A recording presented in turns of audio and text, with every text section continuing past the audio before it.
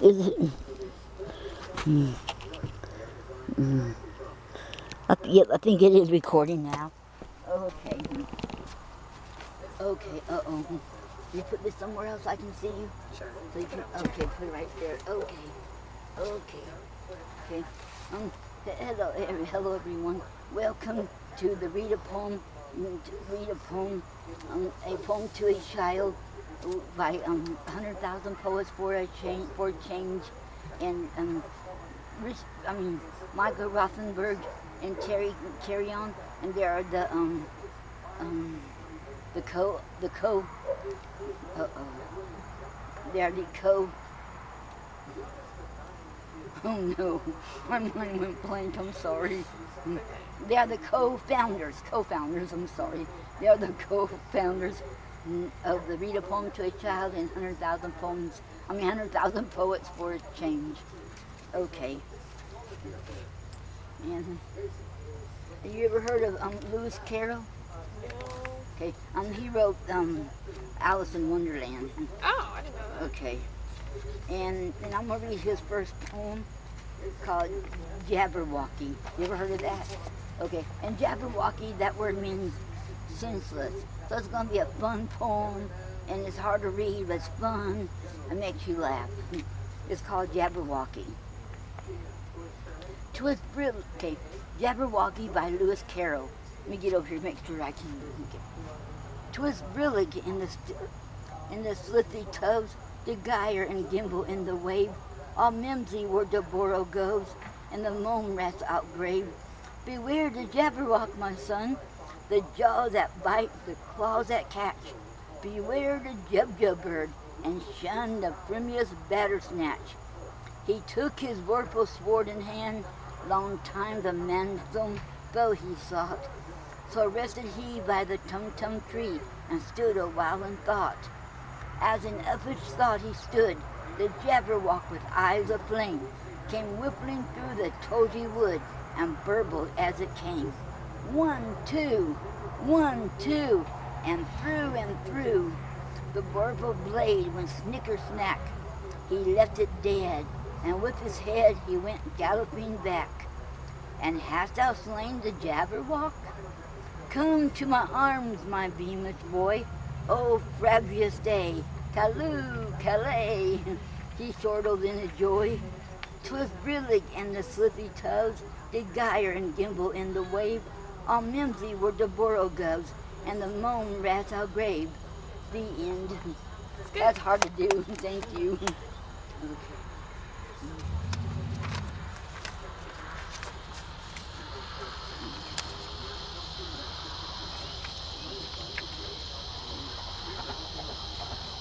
And this one is Laughing Song by William Blake. You ever heard of him? He's back in 1800. Okay. When the greenwood laugh with a voice of joy, and the dimpling stream runs laughing by, when the air does laugh with our merry wit, and the green hill laughs with the noise of it, when the meadows laugh with lively green, and the grasshopper laughs in the merry scene, when Mary and Susan and Emily with their sweet round mouth sing, ha ha hee, when the painted birds laugh in the shade, where our table with cherries and nuts is spread, come live and be merry and join with me to sing the sweet chorus of ha ha hee, the end. That was good.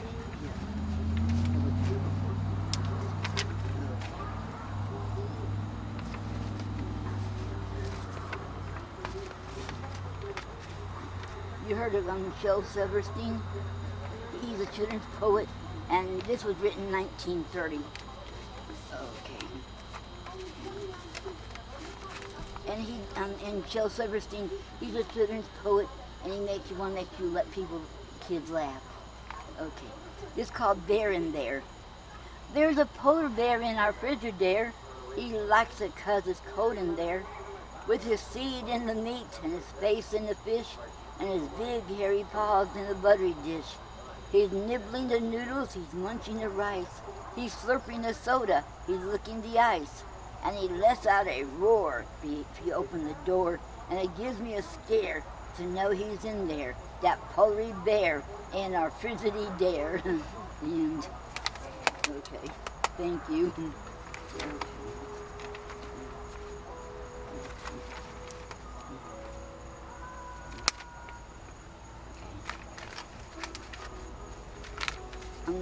Next one is My Shadow by Robert Louis Stevenson. Okay. This is about the shadow. Okay. I have a little shadow that goes in and out with me, and what can be the use of him is more than I can see. He is very, very like me from the heels up to my head, and I see him jump before me when I jump into my bed. The funniest thing about him is the way he likes to grow. Not at all like proper children, which is always very slow, for he sometimes shoot up taller like an India rubber ball, and he sometimes gets so little that there's none of him at all. He hasn't got a notion of how children ought to play, and can only make a fool of me in every sort of way. He stays so close beside me, he's a coward you can see. I think shame to stick to nursie as that shadow sticks to me. One morning, very early, before the sun was up, I rose and found the shining dew on every buttercup. But my lazy little shadow, like an errant sleepyhead, has stayed at home behind me and was fast asleep in bed. The end. Okay.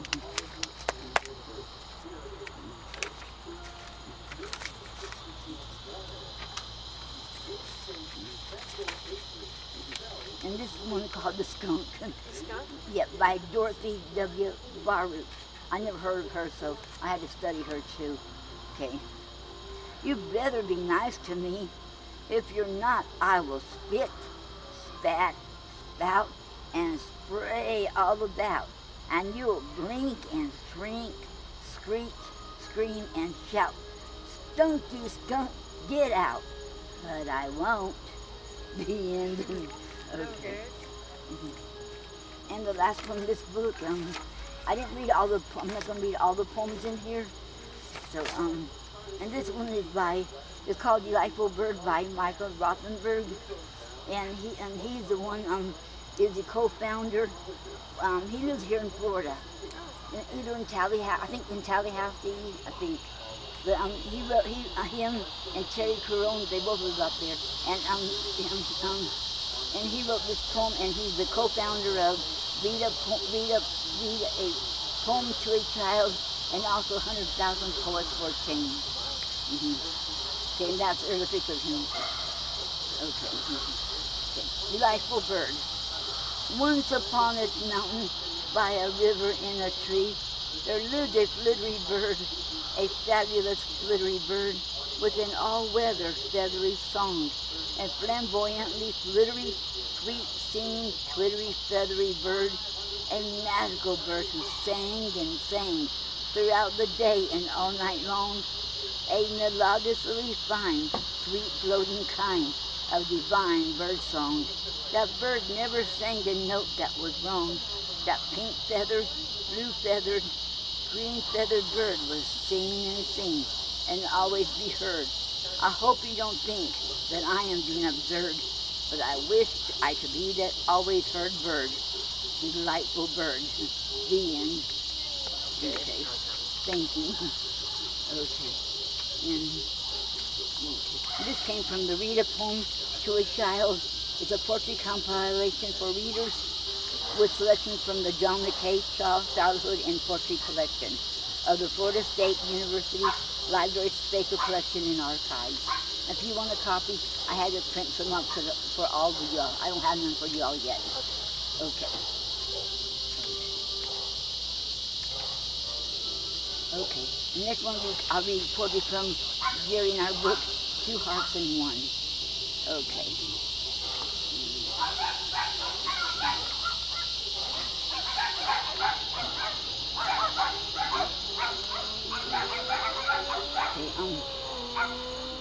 Okay.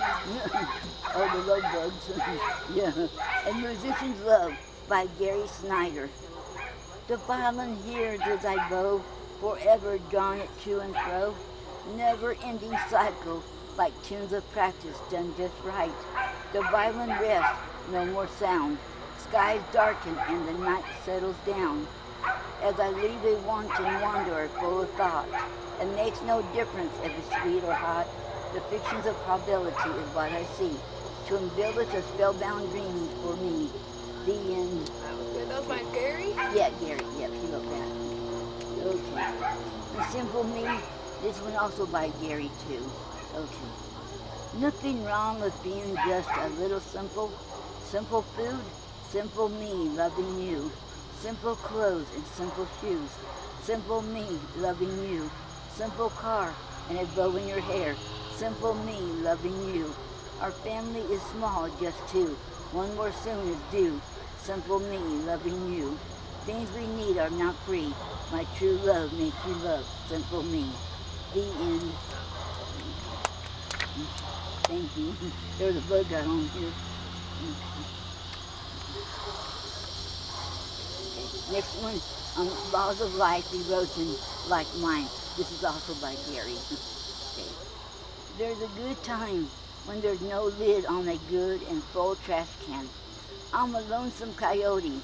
I lost my hunting ground.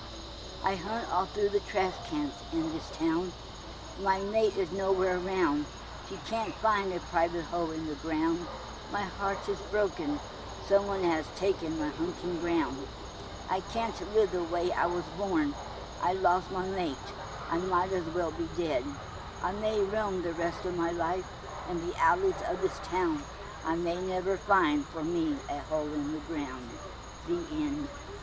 Okay. Thank you. Okay. And the next one is Imagine That Cat, and that's by Gary too. Okay. Question, I asked the cat, how fast can the spirit go? Cat answer, human existence exists and depends on the speed and the stretch of the imagination. Thank you, cat, for your insight to realize the answer I was interested in.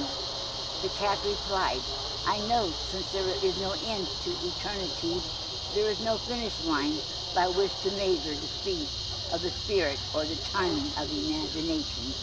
The end. That was Gary's? Yeah, that was Gary's. Okay. And the next one is Through the Eyes of a Child. It's by me. Okay. Through the eyes of a child, he sees life being simple and carefree, no prejudice in him. He sees beauty in everything and everyone. Through the eyes of a child, life is full of fun and games, full of laughter and joy. Through the eyes of a child, there's goodness and kindness in every man, woman, and child. If only we, as adults, could be a child again for one day, to see through the eyes of a child, if only we could. The end. I like that one. Okay, thank you.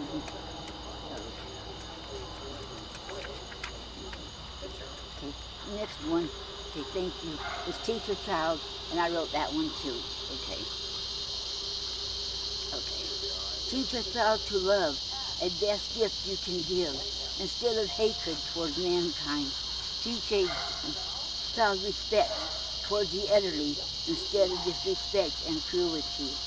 Teach a child about marriage, how sacred it is, and in order to be a success. And it should be based on love, true love. The spouse is like your cherished treasure. Teach a child about friendship. You can't buy friends, and friends are treasures. Teach a child about morals and values, how important it is. Teach a child unbiased toward the ones who are different from us. Teach a child about God's love and Jesus' love, how he loves each one of us. Teach a child to read and write. He would go far in life for the good. Teach a child about nature, to appreciate the simple and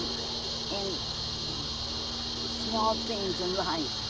Teach a child about arts and crafts. He can create things with his hands if he put his mind to it, so he can build up his self-esteem and confidence. Teach a child to say no to drugs. They'll put him through hell on earth if he says yes. Teach a child these things, and this world will be a better and safer place to live. The end. next one, for I am a senior citizen. I wrote that one too. Okay. Over the hill that I am, and I'm surely no spring chicken, I still have a lot to offer and to give to you younger ones. Advice, my experiences in life, my talents, advice on marriage, and advice on raising kids, to volunteer my services and my time, and to offer my friendship. Over the hill that I am, but I still have a lot to offer and to give to you younger ones. For I'm a senior citizen, that I'm proud to say. The end. Okay. And the next one from this book will be the last one from this book. Then I got another one too. Okay. Nature's Silent Cry. I wrote that one too. The old oak trees softly swayed their branches as if to say, what are you doing to us in our forests, our homes? Why are you destroying us with your carelessness? Before you know it, we, the trees, will vanish slowly until we all are gone. Take care of us now, and we'll take care of you. Heed to our plea, we cry. The grass and the flowers are gently blowing with the wind, as if to say, why are you dumping your trash on us? Why are you throwing your cigarette butts out your car window and setting us on fire? We, the grass, used to be a beautiful and clean to sit on and to romp around on. We, the flowers, used to be a beautiful sight to see, but now we're trampled on.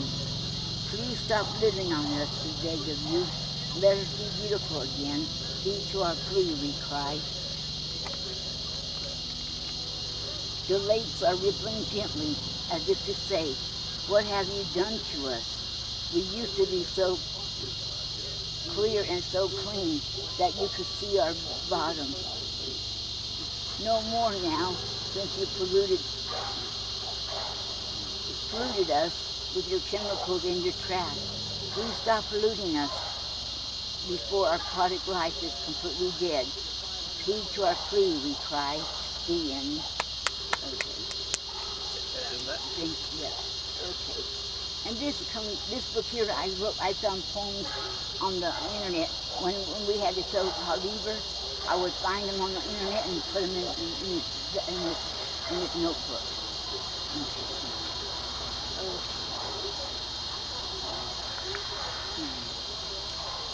And the first one, you ever heard of Elizabeth Barrett Browning? Because that's the one, Nala Alicia, she's a host of the Speakeasy Cafe, and she said I was the modern day of Elizabeth Barrett Browning, and Jerry was the modern day Robert Browning, her husband. Yep. And she wrote a lot of, she's famous for her sonnets.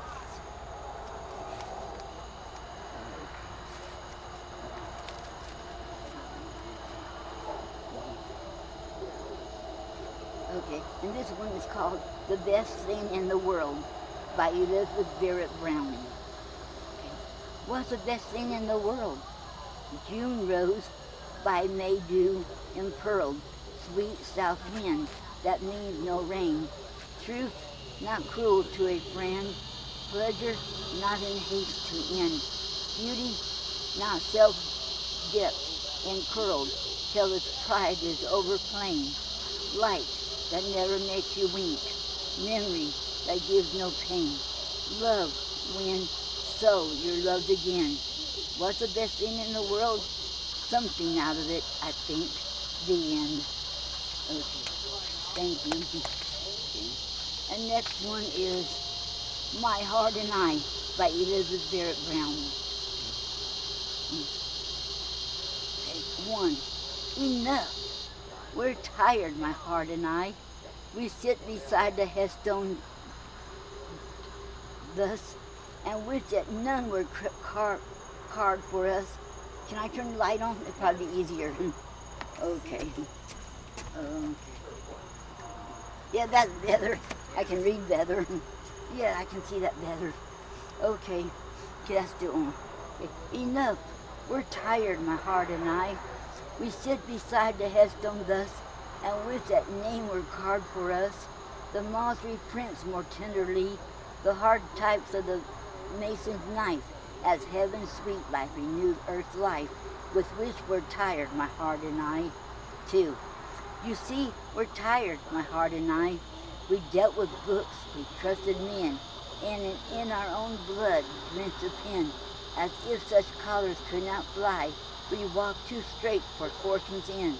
We loved too true to keep a brand. At last we're tired, my heart and I. 3. How tired we feel, my heart and I. We seem of no use in the world. Our fancies hang gray and uncurled about men's eyes indifferently. Our voice which thrilled you so will let you sleep. Our tears are only wet. What do we hear, my heart and I?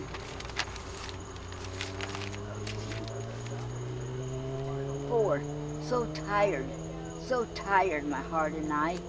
It was not thus in that old time when Ralph sat with me, heaped the lime to watch the sunset from the sky. Dear love, you're looking tired, he said. I, smiling at him, shook my head. It's now we're tired, my heart and I. 5. So tired, my heart and I. Though now none takes me on his arm to fold me close and kiss me warm, till each quick breath and end in a sigh of happy languor. Now, alone, we lean upon this graveyard stone, uncheered, unkissed, my heart and I. Okay, that's 6. Tired out we are, my heart and I. Suppose the world brought diadems to tempt us, crusted with loose gems of powers and pleasures. Let it try. We scarcely care to look at even a pretty shroud or God's blue heaven. We feel so tired, my heart and I. 7. Yep. Yet who complains, my heart and I? In this abundant earth, no doubt, is little room for things worn out. Disdain them, break them, throw them by, and as before the days grew rough, we once were loved, used well enough, I think we fared, my heart and I. The end. Yep, thank you.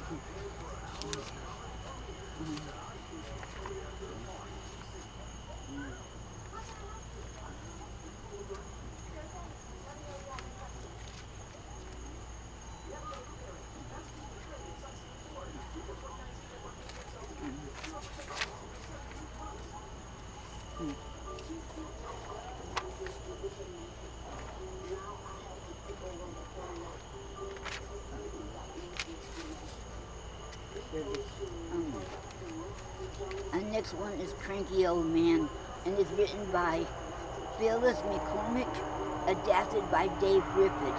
It's written through the eyes of a man who's in a nursing home. Okay. They claim they found this note. There was this man who passed away in a nursing home, and he must not have nobody, and they found this in his lawn in his home. It's called Cranky Old Man. What do you see, nurses? What do you see? What are you thinking when you're looking at me? A cranky old man, not very wise, uncertain of habit with faraway eyes, who dribbles his food and makes no reply when you say in a loud voice, I do wish you would try, who seems not to notice the things that you do, and forever is losing his sock or shoe, who resisting or not, lest you do as you will, with bathing and feeding, the long day to fill? Is that what you're thinking? Is that what you see? Then open your eyes, nurse. You're not looking at me. I'll tell you who I am as I sit here so still, as I do at your biddings, as I eat at your will. I'm a small child of 10 with a father and mother, brothers and sisters who love one another, a young boy of 16 with wings on his feet, dreaming that soon now, or a lover he'll meet. A groom soon at 20, my heart gives a leap, remembering the vows that I promised to keep. At 25 now, I have young of my own, who need me to guide in a secure, happy home. A man of 30, my young now grown fast, bound to each other, with ties that should last. At 40, my young sons have grown and are gone, but my woman is beside me. To see I don't mourn.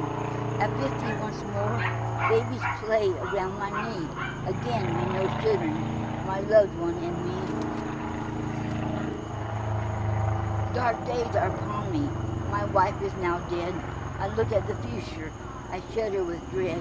For my young are all weary, young of their own. When I think of the years and the love that I've known, I'm now an old man, and nature is cruel. It's just to make an old age look like a fool. The body it crumbles, grace and vigor depart. There is now a stone where I once had a heart, but inside this old carcass a young man still dwells, and now and again my battered heart swells. I remember the joys, I remember the pain, and I'm loving and living life over again. I think of the years, all too few, gone too fast, and accept the stark fact that nothing can last. So open your eyes, people, open and see, not a cranky old man. Look closer, see me. The end. Okay, and okay.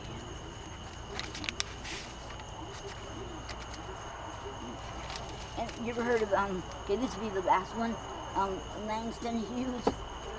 So they told me they haven't heard him either, and he should be in every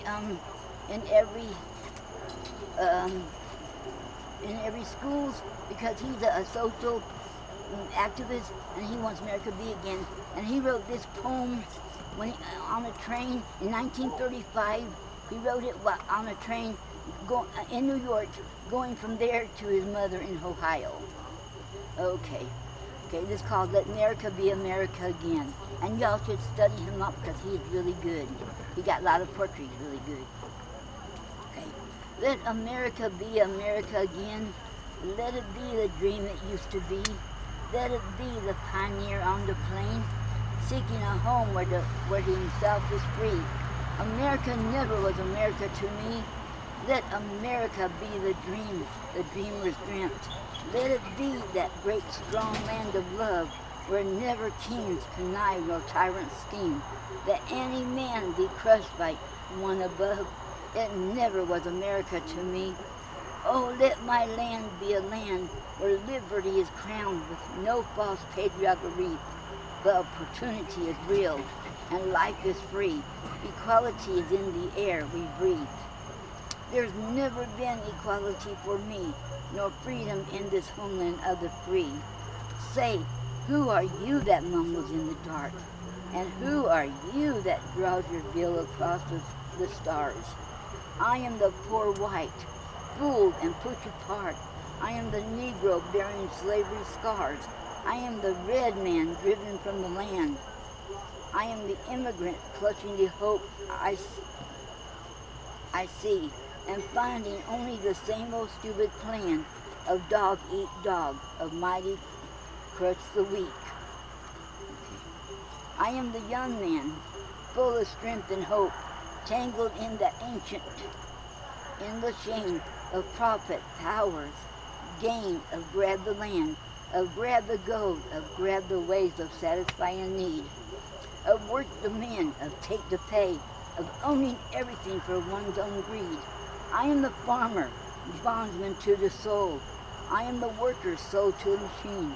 I am the Negro, servant to you all. I am the people, humble, hungry, mean, hungry yet today, despite the dream. Beaten yet today, O pioneers, I am the man who never got ahead, the poorest worker, watered through the years. Yet, I am the one who dreamt our basic dreams in the old world while still a surface king, who dreamed a dream so strong, so brave, so true, that even yet its mighty daring sings, and every brick and stone and every furrow turned, that's made America the land it has become. Oh, I am the man who sailed those early seas in search of what I meant to be my home. For I'm the one who left dark Ireland's shore, and Poland's plain, and England's grassy lea, and torn from black Africa's strand I came to build a homeland of the free. The free? Who said the free? Not me. Surely not me. The millions on release today, the millions shot down when we strike, the millions who have nothing for our pay, for all the dreams we dreamed, and all the songs we sung, and all the hopes we've held, and all the flags we've hung, the millions who have nothing for our pay, except the dream that's almost dead today. Oh, let America be America again, the land that never has been yet, and yet must be, the land where every man is free, the land that's mine, the poor man's, Indians, Negroes, me, who made America, whose sweat and blood, whose faith and pain, whose hand at the foundry, whose plow in the rain, must bring back our mighty dream again. Sure, call me any ugly name you choose, the steel of freedom does not stain from those who live like leeches on the people's lives. We must take back our land again, America. Oh yes, I say it plain. America never was America to me, and yet I swear this oath, America will be. Out of the rack and ruin of our gangster death, the rape and rot of graft and stealth and lies, we, the people, must redeem the land, the mines, the plants, the rivers, the mountains, and the endless plain, and all the stretch of these great green states, and make America again. The end. Yeah, thank you. And that's the end. Yeah, and this is and I think he should be. I was surprised when y'all told me y'all never heard of him. He's not in schools, because I think he should be in schools to learn, because you can learn a lot from his poetry. And this was written in 1935 when he wrote that. And that was way back then, so can you imagine? Cause it's like this today. You know, America's like it was back then too. There don't seem like there's much difference. So it's really okay. And then another thing I want to say, thank you all for coming here. And if you all want to have a poetry group, where we have like once a week or once a month or every other week, where we can have poetry group, and then and then we can even one day we can all do a book together. We all write poems here in a group and have them all together, and then we can either the royalties can either go toward the group, you know, buy snacks and stuff like that, and whatever we need for the group, or I'll have to figure out how to divide it up between us, the royalties. Because you don't get much royalties, so we can either do it either way. It don't matter to me. And okay, and we can think about that. And I think it's important. Poetry is still alive. It's not dead. Poetry is still alive. We need to reach out to the people. Yeah. Yes. And thank you for all coming. And I'd like to hand you something. And okay. And you get this book. Santana, and this is all blank inside. You put your name on up here in the front, by your name, and this is where you write your own poetry on. Oh, yeah. Okay. And then I got your own book. I can put your name on there and sign it for you too. Okay, thank you. You're welcome. And then, okay.